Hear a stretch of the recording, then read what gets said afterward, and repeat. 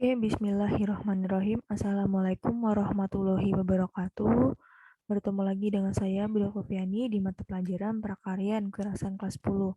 Pada hari ini kita akan mempelajari kerajinan tekstil, melanjutkan pada pertemuan minggu lalu.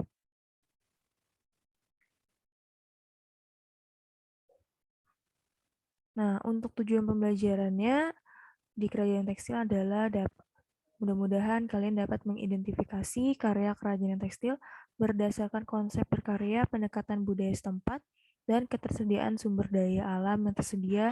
Kemudian, siswa dapat menganalisis proses produksi kerajinan tekstil yang berkembang di wilayah setempat dan lainnya sesuai dengan teknik dan prosedur.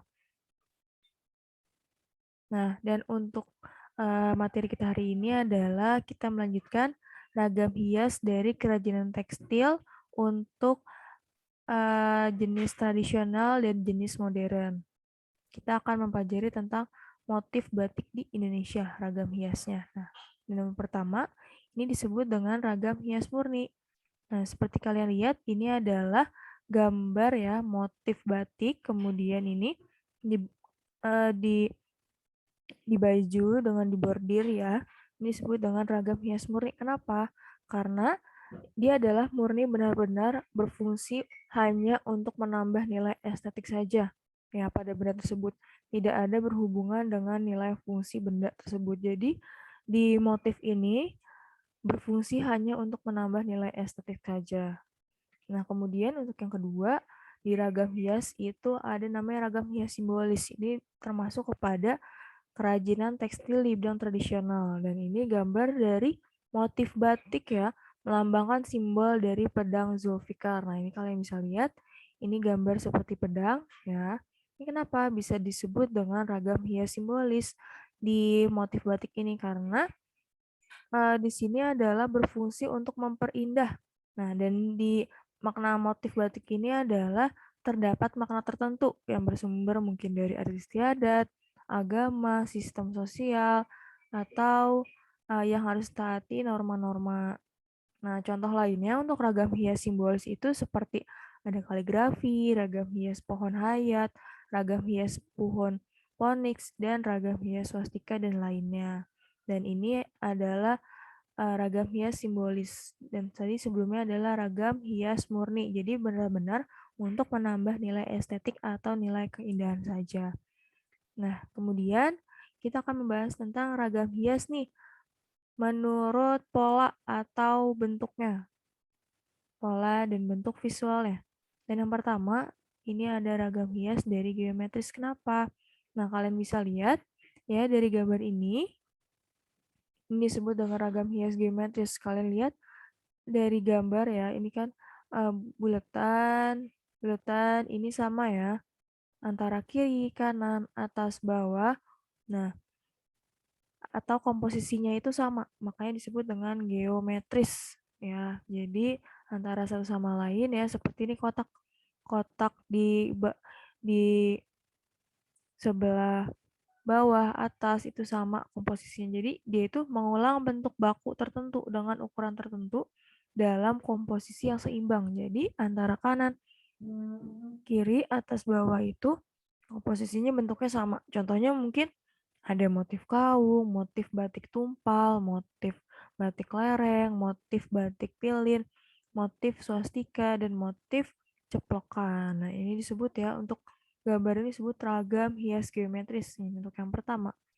Untuk yang kedua, di sini ada ragam hias tumbuh-tumbuhan. Kalian bisa lihat di sini motif batiknya seperti gambar bunga, gambar daun-daun. Nah, ini terinspirasi ya untuk mengambil motif batiknya itu mengambil inspirasi dari tumbuh-tumbuhan pada wilayah tertentu untuk dimodifikasi menjadi ragam hias yang mencerminkan ciri khas dari wilayah tersebut. Nah, mungkin kita contoh ini, misalnya di wilayah Depok. Nah, kan wilayah Depok itu ciri khasnya belimbing ya. Mungkin bisa membuat motif batik dengan tumbuh-tumbuhan mungkin belimbing. Nah, ini adalah termasuk ragam hias dari tumbuh-tumbuhan ya. Ragam hias yang kedua. Kemudian di sini ada ragam hias dari makhluk hidup ya. Kalian bisa lihat di sini Di sini ada ornamen ya dari beberapa makhluk hidup. Ya, mungkin kalian bisa berimajinasi nih, mungkin gambarnya seperti ada ular, ada cicak, mungkin ada naga ya. Nah, ini terinspirasi dari makhluk hidup di darat, di laut, dan di udara pada wilayah tertentu dan dimodifikasi pada ragam hias khas tersebut. Nah, ini motif batik ini adalah motif batik dari semen romo dan ini terdiri dari elemen bawah, tengah, dan atas. Jadi intinya adalah motif batik ini adalah terinspirasi dari makhluk hidup, bisa di darat, di laut, dan di udara. Nah, kemudian yang keempat ada namanya ragam hias dekoratif. Nah, kalian bisa lihat nih di sini gambarnya. Ini adalah artifisial atau buatan ya. Jadi, terus kemudian dan biasanya ini penggabungan dari beberapa inspirasi ragam hias pada kelompok yang ada pada sebelumnya. Nah, kalian bisa lihat di setiap gambar ya, itu berbeda-beda motifnya. Jadi penggabungan antara beberapa ragam hias, mungkin ragam hias tumbuhan, ragam hias makhluk hidup, atau ragam hias geometris. Nah, ini digabung-gabungkan makanya disebut dengan ragam hias dekoratif ya, atau penggabungan. Jadi setiap gambarnya itu berbeda. Kalian bisa lihat yang di dalamnya nih, dalam gambarnya itu berbeda-beda. Makanya disebut dengan ragam hias dekoratif atau penggabungan dari beberapa inspirasi ragam hias. Nah, itu ya untuk materi PKWU hari ini tentang ragam hias, mempelajari tentang motif batik dari Indonesia.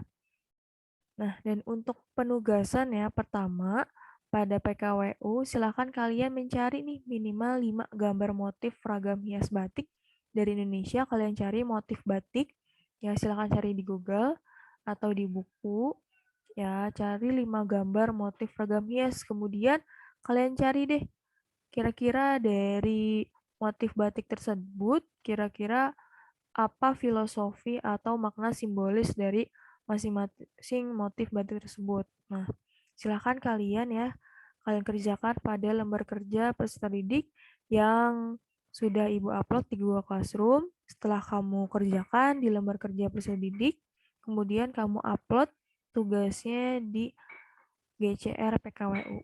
Oke, sekian dari Ibu, mudah-mudahan yang saya sampaikan bisa bermanfaat bagi kamu dan jangan lupa ini penugasannya dikerjakan dan diupload LKPD-nya atau lembar kerja peserta didiknya di Google Classroom PKWU. Oke, terima kasih. Assalamualaikum warahmatullahi wabarakatuh.